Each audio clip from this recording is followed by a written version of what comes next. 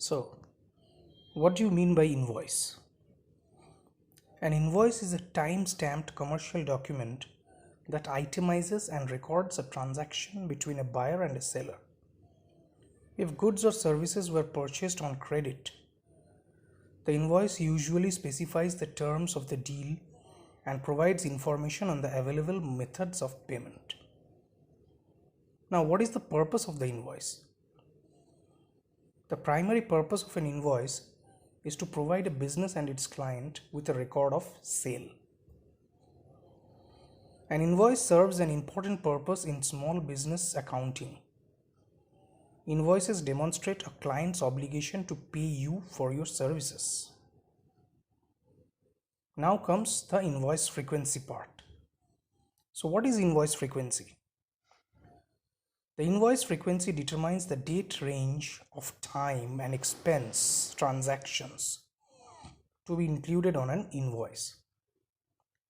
For example, if you set the invoice frequency to weekly, the batch invoice process will create a separate invoice for each week. Confusing? So basically, it is the interval which is decided between the parties in the form of some language in the contract, whereby they decide after how many days a work has been done or a service provided or goods delivered, the customer or client will be sent a detail of the work and the amount charged for it. For example, if you choose to invoice semi-monthly, indicate 2 invoice days like the 15th and 30th and send invoices on those days only. A monthly invoicing system is the most common, but it's best practice to send the following month's invoice on the 10th or 15th of the current month. Normally, the language can be inserted in an agreement using various terminologies. It can be called the invoice frequency clause or simply invoice or invoice and payment. So the word invoice will be there when you are searching for this clause while reading the agreement.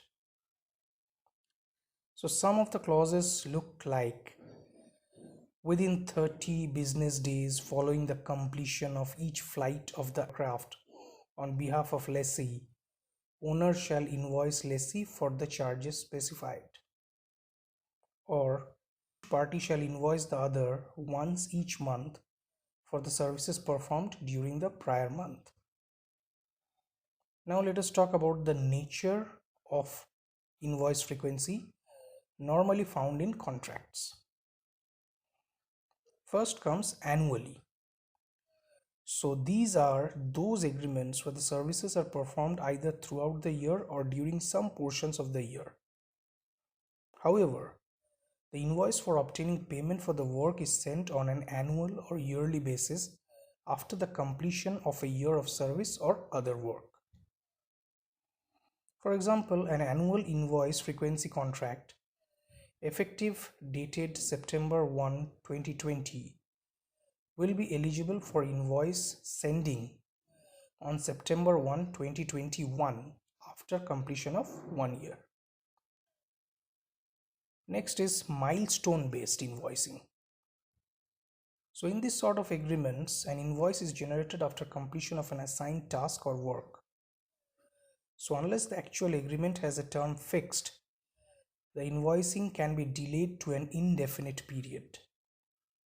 For example, an agreement to set up the IT infrastructure is fixed for 6 months, and the invoice frequency is noted upon completion of the final setup to the client's satisfaction. Here, although it is milestone based, still the invoice is expected within 6 months or on completion of 6 months. But if the term is not provided, then you can never zero in when an invoice is expected. However, in case of milestone based invoices, the service provider always tries to wrap things up quickly, as it is his money that is stuck and it is his priority to get the invoice out to get his payments. So the two frequencies we saw are the two extremes. In the first one, the client makes sure to delay the payment as much as possible, while in the next, the service provider has the option to take the money out as early as possible by providing quick services. Next comes monthly invoicing frequency. So this is the most commonly used invoice frequency. It means an invoice will be generated each month. It's better to decide on a fixed date or a span of time for a monthly invoice, like will be invoiced on the 5th day of each month, or invoice will be sent within the first week of the following month of service. The monthly invoice can be of two types: monthly in arrears and monthly in advance. Now, monthly in arrears is the normal trend where invoice is sent for the services performed in a month in the following or next month. Like if service was provided in July 2020, the invoice will be generated in August 2020. And monthly in advance is when an invoice is generated before the service is provided. Like an invoice is generated in August 2020 for the services that will be provided in September 2020. Next comes the quarterly invoicing frequency. Not that tough to understand this one. An invoice is generated upon or on a 3-month basis, normally in advance or on the first month for the services to follow. It is mainly found in subscription agreements, like an invoice is raised in July 2020 for services from July 2020 to September 2020. The next invoice is raised again in October 2020 for services between October 2020 to December 2020.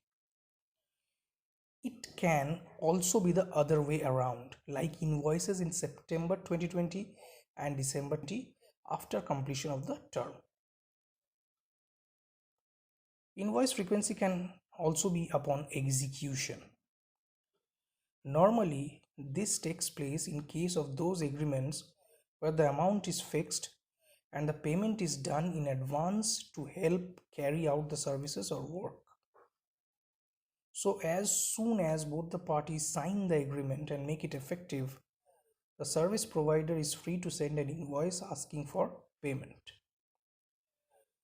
Now, other sorts of invoice frequencies can be customized ones, like which is according to the convenience of both the parties. It can be weekly or bi-weekly or semi-monthly or any number of days like 10 days or 20 days or 45 days, etc. The parties are free to decide the frequency as long as it is done out of their free will.